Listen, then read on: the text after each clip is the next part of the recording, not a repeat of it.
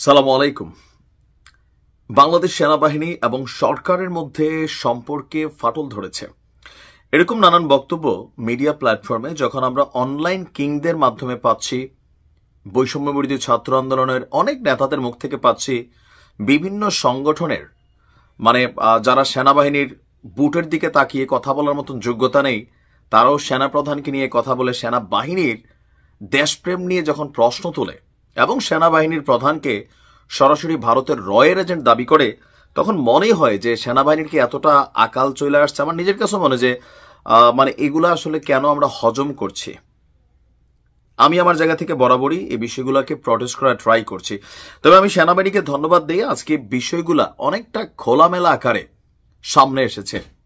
সরকারের উদ্দেশ্যে এবং জনগণের উদ্দেশ্যে সেনাবাহিনীর খুবই স্পষ্ট একটা বিবৃতি এই মুহূর্তে আমরা পেয়েছি। সেটা হচ্ছে, গেল কয়েকদিন আগে আমাদের সেনাপ্রধান জেনারেল ওয়াকারুজ্জামান করিডোর ইস্যুতে কথা বলেছেন, বন্দর ইস্যুতে কথা বলেছেন।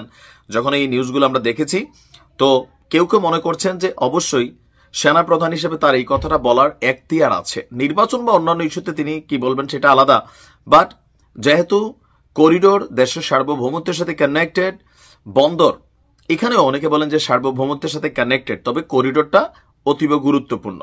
তো এই বক্তব্যগুলোর মাঝখানে আজকে আমাদের সেনাবাহিনী থেকে একটা ব্রিফিং সামনে আসছে।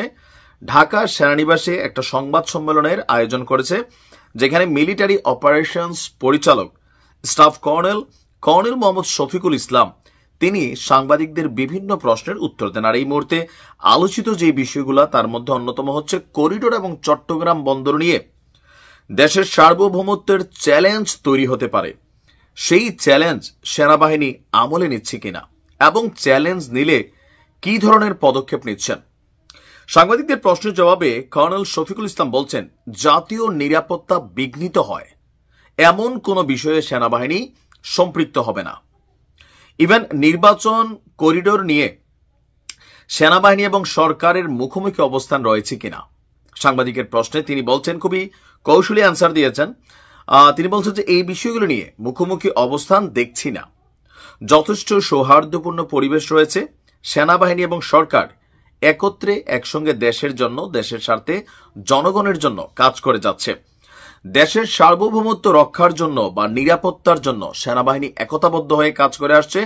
ভবিষ্যতেও দেশের জন্য, দেশের নিরাপত্তার জন্য মানুষের সাথে আপনার কাজ করে যাবে। গণমাধ্যমে আরেকটা বিষয় যে আরাকান আর্মি বাংলাদেশে ঢুকে বিভিন্ন অনুষ্ঠানে অংশ নিচ্ছে। পার্বত্য অঞ্চলে যেহেতু সেনাবাহিনী রয়েছে, সেক্ষেত্রে এ বিষয়ে কি কি পদক্ষেপ নেওয়া হচ্ছে। তো সেনাবাহিনীর আমাদের এই মুখপাত্র বলছেন, আরাকান আর্মির সাথে বাংলাদেশ সেনাবাহিনীর কোনো যোগাযোগ নেই সরাসরি। গণমাধ্যমে যেটি দেখছেন সেটির সত্যতা এবং বস্তুনিষ্ঠতা যথেষ্ট বিবেচনা রাখে। এগুলোর ব্যাপারে সেনাবাহিনীর যে গোয়েন্দা সেল আছে তারা কাজ করে যাচ্ছেন। তো সরকারের সাথে আপনার সেনাবাহিনীর আসলে কোন রকম ফাটলের সম্পর্ক নেই।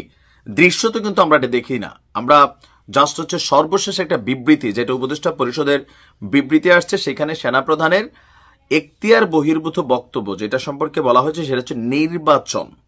তবে করিডোর ইস্যুতে আমার কাছে মনে হয় বাংলাদেশের 10 জন মানুষও মনে করে সেনাপ্রধান হিসাবে এই কথাটা বলার তার এখতিয়ারের মধ্যেই পড়ে, এখানে এখতিয়ারের বাহিরে কিছু না। তো সেনাবাহিনীকে নানান যেই প্রশ্ন আছে, সেনাবাহিনীর বক্তব্য হচ্ছে বিভ্রান্তি এবং গুজবে কান দিবেন না, কারণ এখানে অনেক আলোচনা, আর টোটাল ন্যারেটিভটাই তৈরি করে আসলে পিনাকিদা, সাংবাদিক ইলিয়াস এবং কনক সারোয়ার। এর বাহিরে সেনাবাহিনী নিয়ে ওই রকম আসলে বক্তব্য আমরা খুব বেশি পাই না।